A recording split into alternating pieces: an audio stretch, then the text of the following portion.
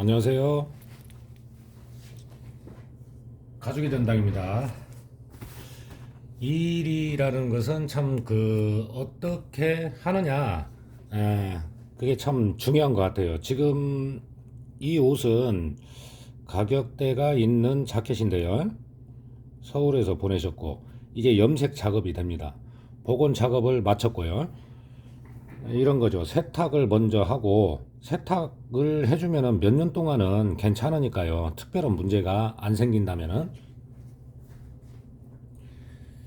이제 뭐 세탁하고, 건조를 하고, 틀을 잡고, 복원 과정을 거쳤습니다. 그리고 나서 이제 염색이 들어가는데, 이 손님과의 상담은 아이보리색이 아닌 그냥 백색으로 하기로 했어요. 왜냐면 가죽이라는 것은 색이 빠지기도 하고 검은색도 빠지잖아요.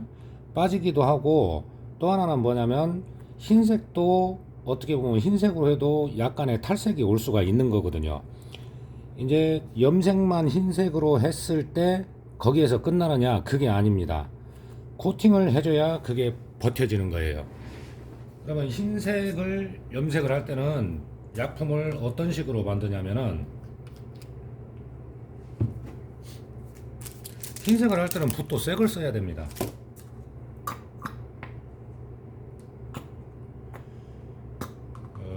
조금 다른 것도 흰색을 쓸 일이 있기 때문에 좀 양을 많이 하겠습니다.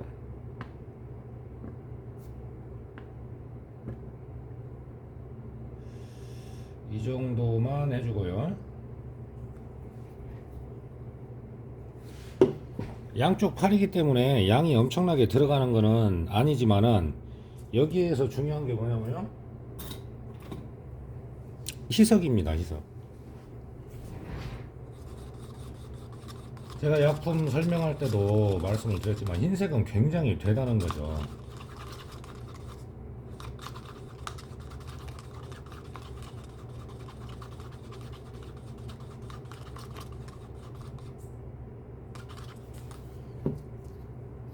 어느 정도 약품 자체를 풀어주고 희석을 합니다.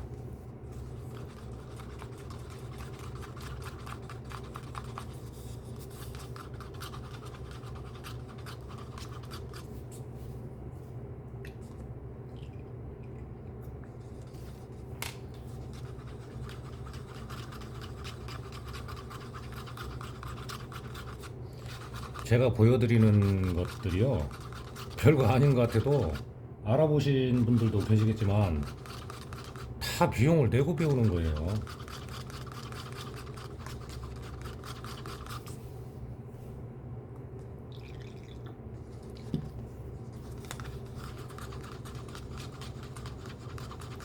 제가 이제 가죽공예 강의도 한 4년 했었고, 그리고 개인적으로 배우고 싶다는 가죽공예도 이제 카빙까지 수강생도 받고, 명품 복원 교육도 했고.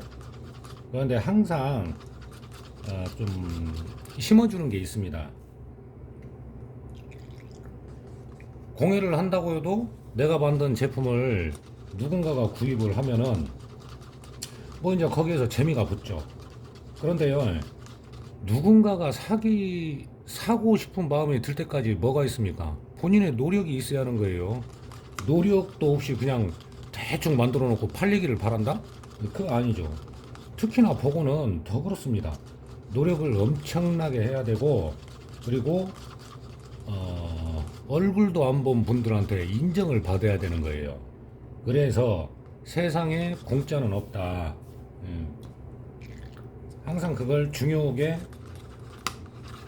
여기고 가르치고 있습니다.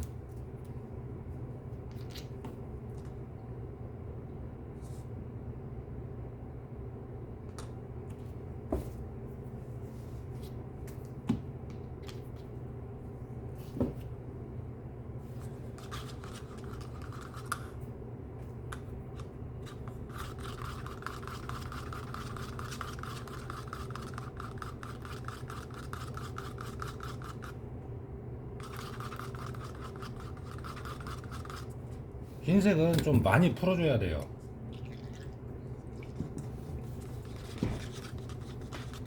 그리고 일을 할 때도 조심해서 해야 되고요.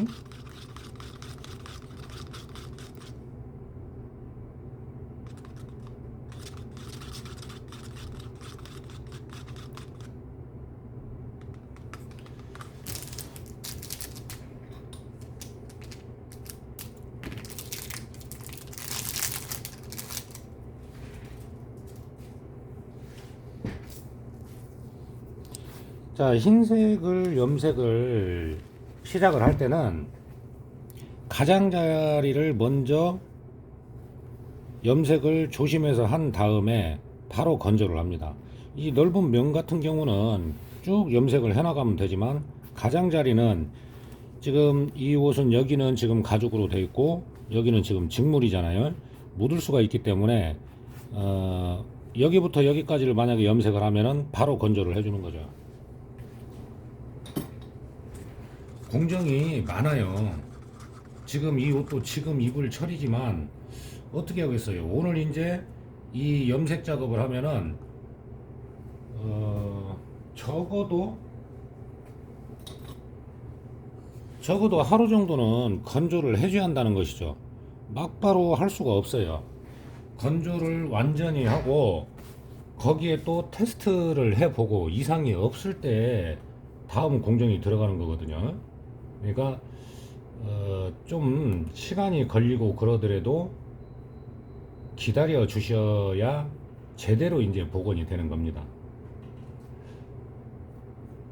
뭐 어쩌다가 이제 무스탕 같은 경우에 일이 겨울철에 들어오면은 그 해 겨울에 못 입는 일도 있어요. 근데 뭐 어쩔 수 없는 것이죠. 지금 입어야 된다고 해서 마감도 안 됐는데 막 보낼 수는 없잖아요.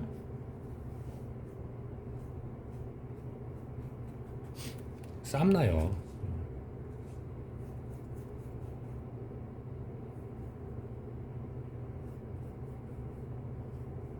자, 이렇게 가장자리를 먼저 해주고요. 여기에서 이제 기억을 하셔야 될 게 뭐냐면, 흰색 같은 경우는 굉장히 농도가 이제 진하다는 거죠. 그래서 희석을 해주고 염색을 하는데, 특히나 흰색은 한번 염색을 해서 되느냐? 그건 아닙니다.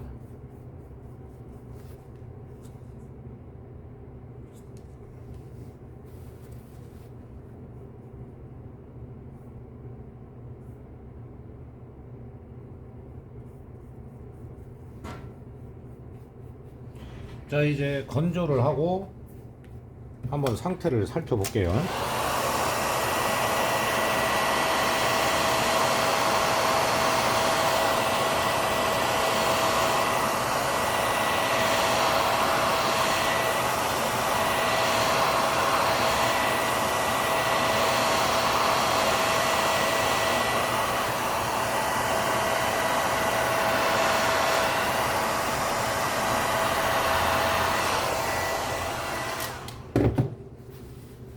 제가 드라이기를 좀 오래 했잖아요. 이런 빈 틈 사이까지 완전히 말려줘야 된다는 겁니다. 자, 색감의 차이를 보시면 지금 이 색과 백색과 차이를 알 수가 있죠.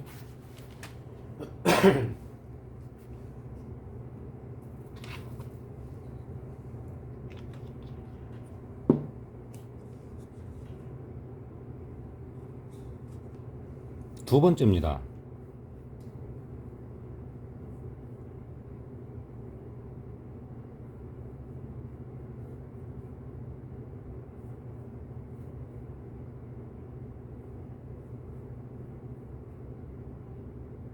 제가 처음 사업을 시작할 때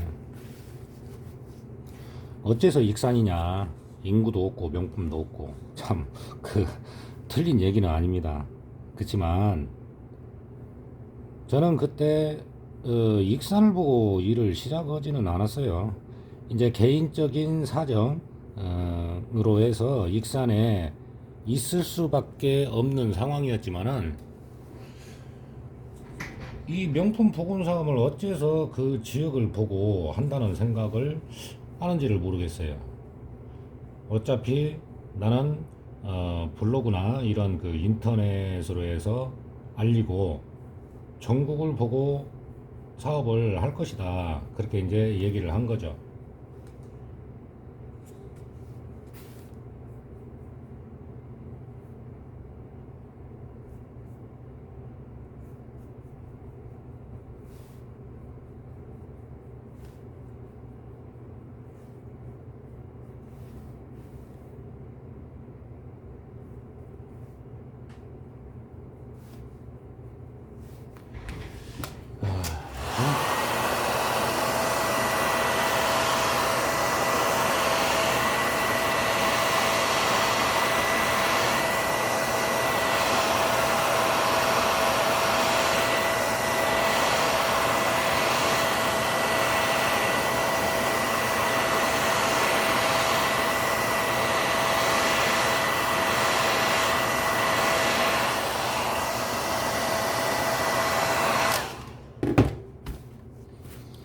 자, 이제 이쪽만 봤을 때는 많이 하얘졌죠?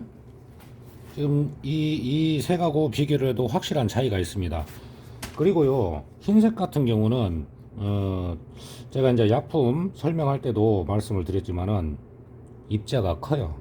이 옷도 원래는 흰색이든 아이보리든, 원래 밝은색, 그 흰색 계열이었잖아요? 왜 그렇게 문제가 생겼을까요? 막 몇백만 원짜리 옷도 문제가 생기는데, 그렇잖아요? 복원하고 염색한다고서 뭐 30년 막 이렇게 문제가 안 생기냐? 그건 아니라는 거죠. 하지만 최대한 복원을 할 때는 이렇게 신경을 써가지고 여기에서 그 다음 공정까지 들어가야 오래 버팁니다. 미세한 주름 틈까지도 다 염색이 돼야 한다는 얘기예요. 이게 상당히 중요한 겁니다. 그래서 전체적으로 가장자리 그리고 소매 끝 이런 부분을 먼저 염색을 한 후에 나머지를 염색을 해줍니다. 흰색의 제품을 받을 때는 가방이든 자켓이든 웬만하면은 색상을 어두운 톤으로 가게 하고, 흰색에 검은 때가 있는데 흰색으로 덮는다? 그거는 조금 안 맞아요. 물론 그걸 다 해결할 수 있는 기술은 있습니다. 기술은 있지만 만약에 검은색으로 복원을 했을 때는 오랫동안 문제가 안 생기지만, 흰색을 흰색으로 갈 때는 문제가 빨리 생길 수 있고, 그런 부분은 충분히 상담을 해드려야 됩니다. 자, 오늘은 흰색 염색에 대해서 좀 설명을 해드렸는데요. 흰색은 희석을 해서 염색을 하는 대신에 한 번 해서는 안 되고 적어도 2번 정도는 하고, 그렇게 하고 마감에는 또 다른 흰색으로 마감을 해줍니다. 그리고 코팅을 하면은 오래 버티죠. 이렇게 이제 크랙이 안 가게 이제 해주는 겁니다. 이것도 좀 도움이 되셨으면 합니다. 조금이 아니고 이것도 좀 중요한 부분이죠.